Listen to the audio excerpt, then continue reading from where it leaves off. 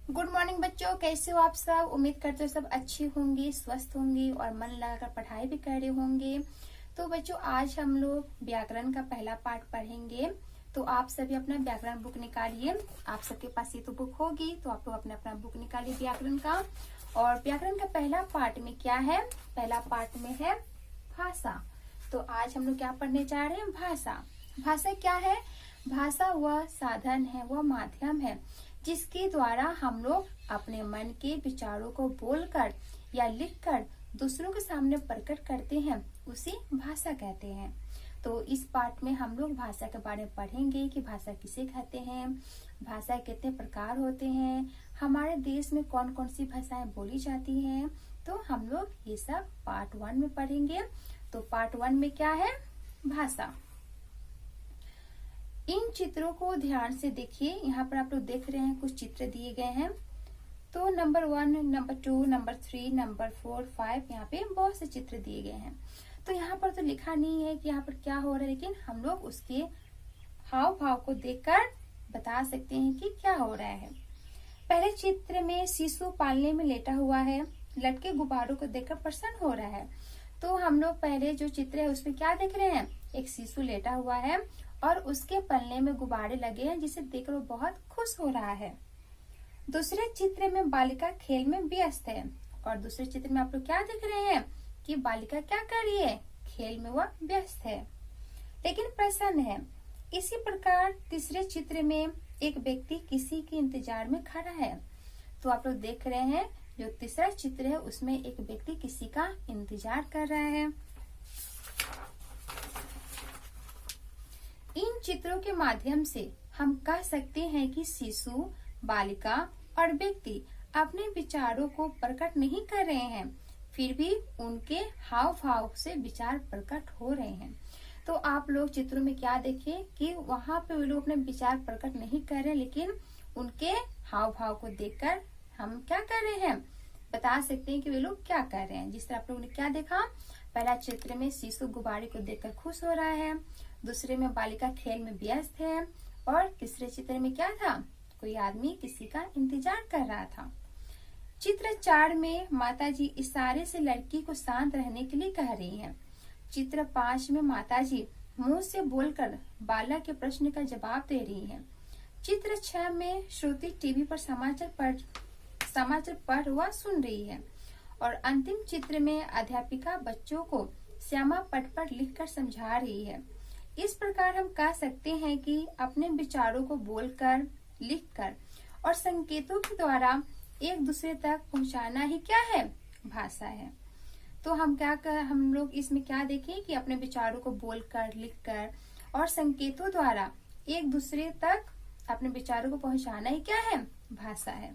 अथवा भाषा वह साधन है जिसके द्वारा हम अपने मन के विचार बोलकर या लिखकर प्रकट करते हैं।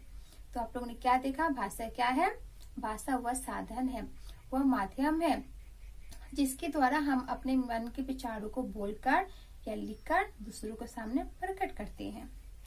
हमारे देश में अनेक भाषाएं बोली जाती है।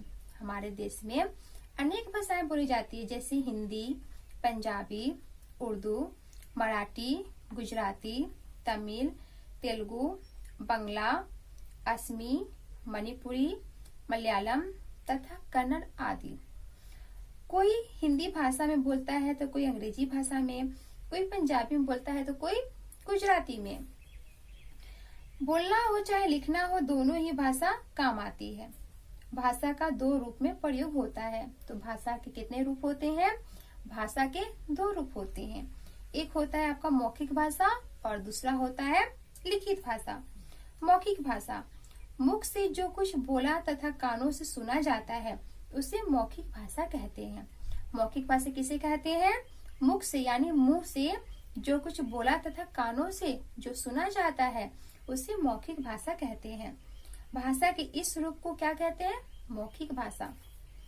नंबर 2 में है लिखित भाषा। जो कुछ लिखा और पढ़ा जाता है वह भाषा लिखित रूप होता है। भाषा के लिखित रूप को लिखित भाषा कहते हैं। जो कुछ लिखा और पढ़ा जाए तो भाषा कौन सा रूप होता है? वो भाषा का लिखित रूप होता है। और भाषा के लिखित रूप को क्या बोलते हैं? लिखित भाषा कहते हैं। संसार में बहुत सी भाषाएं बोली जाती है, जैसे हिंदी, अंग्रेजी, अरबी, चीनी, फ्रेंच, जर्मन, जापानी आदि। भारत की मूल भाषा संस्कृत है। भारत की जो मूल भाषा क्या है? संस्कृत है। हिंदी भाषा का जन्म संस्कृत भाषा से हुआ है। हिंदी भाषा का जन्म कौन सी भाषा से हुआ है? संस्कृत भाषा से हुआ है। पंजाब में पंजाबी, बंगाल में बंगला, उड़ीसा में उड़िया, महाराष्ट्र में मराठी, गुजरात में गुजराती, आंध्र प्रदेश में तेलुगु, कर्नाटक में कन्नड़, केरल में मलयालम और तमिलनाडु में तमिल भाषा बोली जाती है। उत्तर प्रदेश, मध्य प्रदेश, हरियाणा, राजस्थान और बिहार में प्रमुख रूप से हिंदी भाषा बोली जाती है। तो हिंदी भाषा कहाँ कहाँ बोली जाती है? उत्तर प्रदेश, मध्य प्रदेश, हरियाणा, राजस्थान और बिहार। यहाँ पे कौन सी भाषा बोली जाती है? हिंदी भाषा बोली जाती है। तो आप लोग पार्ट 1 में क्या देखे? आप लोग पार्ट 1 में देखे कि भाषा किसे कहते हैं, भाषा के कितने रूप होते हैं, संसार में कौन कौन सी भाषाएं बोली जाती है। तो आप लोग इस पार्ट को ध्यान से पढ़िएगा और जो अभ्यास कार्य उससे हम लोग क्लास में करेंगे। तो भाषा किसे कहते हैं? भाषा वह साधन है, वह माध्यम है, वह जरिया है जिसके द्वारा हम अपने मन को, विचारों को बोलकर या लिखकर दूसरों के सामने प्रकट करते हैं। उसे क्या कहते हैं? भाषा कहते हैं। भाषा के कितने रूप होते हैं? भाषा के 2 रूप होते हैं।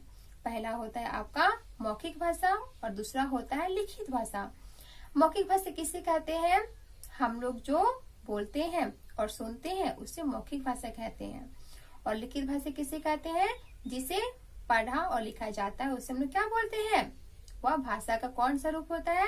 वह भाषा का लिखित रूप होता है। तो आप लोग पार्ट 1 को अच्छे से पढ़िएगा और कोई भी डाउट हो तो आप लोग को मुझसे क्लास में पूछना है, ठीक है? और जो अभ्यास कार्य है उससे हम लोग क्लास में करेंगे। बाय बच्चों।